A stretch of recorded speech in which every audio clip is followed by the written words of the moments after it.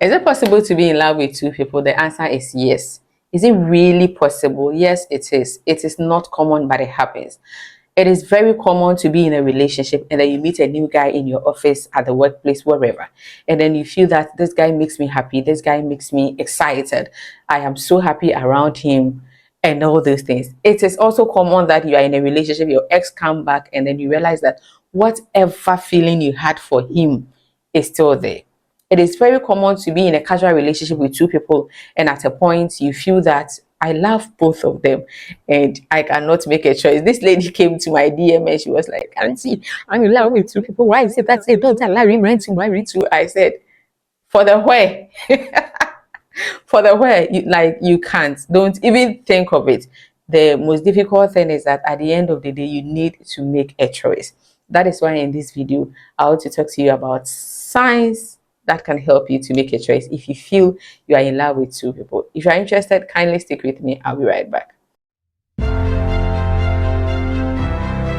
So before I go into the signs, I just want to tell you that do not compare your lovers. Do not say this one is more sexier, this one is more loving, this one is. I am sure when you met the other one, you felt the same. But with time, that euphoric feeling has gone down. And so you think that this one is more sexier, more funnier, more loving. Yes, I understand you.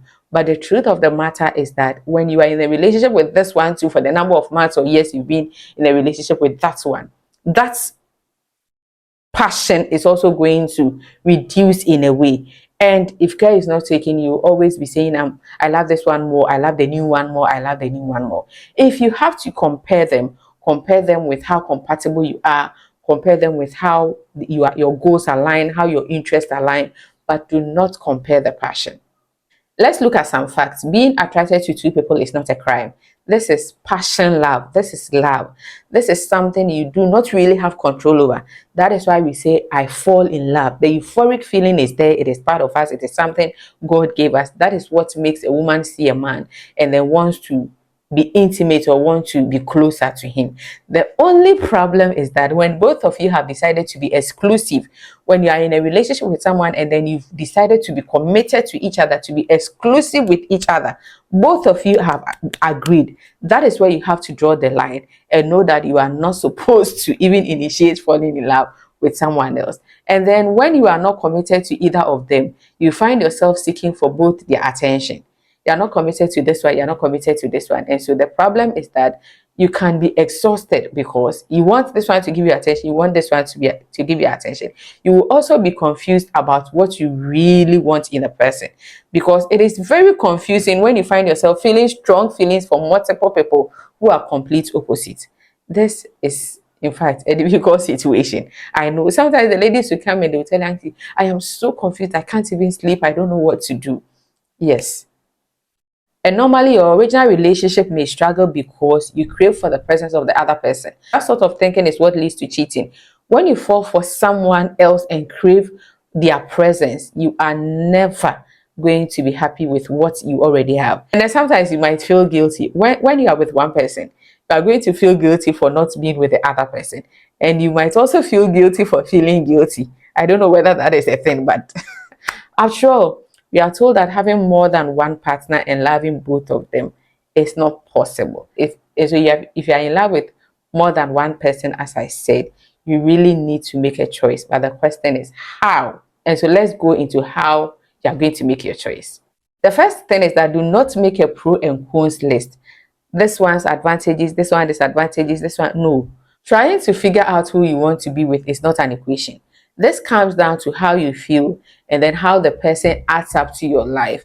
And I'm not sure you can put this on paper. So this will end up making you more confused. So do not make a list. The second thing is that you ask yourself, are you really in love? Is it really love that you are feeling? Because love means different things to different people. And when you are in a romantic relationship with more than one person, you see that romantic feeling, that chemistry, that attraction. Is it really love, or it is just the passion? It is just the sexual passion. When you find yourself in a situation like this, it is very overwhelming. And then you see that one side is weighing you more than the other. So you sit down, go through, ask yourself, however that I'm feeling for this person, Is it really love, or it is just the chemistry that is making me feel that I am in love with a person? There is this question you should also ask yourself: who are you yourself with? You could have a wonderful time with both of them. One person might bring out your intellectual side, and one person might make you laugh when you are with him. But there is one of them that you feel at home with. So instead of looking at their qualities, look at how they make you feel. Look at how who makes you feel the most confident in yourself. Think about these scenarios. Which of them make you bring out the best version of yourself? While both of them may be great persons, you are surely leaning on one other than the other. And the fourth thing is that who do you want around when things are good or bad? I know this is a very difficult question, but if you relax and think through, you can answer. When something good happens, let's say a promotion at work, who is the first person that comes to mind for you to call? Who do you want to celebrate with? Who do you want to be around with when things are going well? On the other hand, when something bad happens, when you don't know what to do, when you are so confused, who do you want to be around with? Who do you feel so comfortable being around with? Who is still with you when things are not going well? And who do you want to turn to at the end of a bad day? This is the person you are already leaning towards, but you are not aware of. And then the fifth thing is that one person distracts you from life. You see, when you are in love with someone, you probably spend a decent amount of time with them on phone, physically, and when you are with them, you want to shut down the rest of the world. Like, you don't want to do anything, you don't feel like doing anything, you want to ignore phone calls, you want to be with them totally. It might feel love, yes, it probably will, but the question is that how long can this kind of relationship sustain? How long are you going to be able to ignore phone calls? How long are you going to shut down life? You have to work, you have to go into your business, you have to do things for yourself. And so if you continue with a relationship like that, normally with time, this kind of relationship doesn't sustain. And so you have to ask yourself which of them distracts you from your real life. And then another question you should ask yourself is that, is either of them right for you? Just because you are in love doesn't mean that either of them is right for you. Someone might come into your life, you love the person. Sometimes we even fall in love with someone's husband and say, I so much in love with him and I don't know what to do. He is not right for you because you can't have him. And so how long? Some of you even stand at the risk of ruining with your relationship with a single guy, with being in love with a married man. So this lady said that she dated this guy for 6 years. Actually, she's a lady that I've been talking to for a while. And then the relationship didn't work out. The guy came with all sorts of flimsy excuses. My family said they would not agree. I do not want to be with you. And then they broke up. In fact, the lady was devastated. She went through tough time. And then finally she moved on. She found this great guy. She's so happy with the guy. I was there one day and then she said, Auntie, my ex is back. Actually, we gave him an alias. We called him the Big Six. The Big Six is back. I said, how? And the truth is that I've been sneaking to have sex with him, and I am so scared my new guy will find out. You spent 6 years of your life with someone, he didn't appreciate you. This new guy loves you so much and you love him. And now you are confused and you feel that you are in love with your ex. Clearly, this guy is in to distract you, because even when he came, you told him you are in a relationship with someone, and then he will sneak and come to your room. And when your real boyfriend calls, the big sis will keep quiet, shut up for you to finish talking with your real boyfriend before he starts.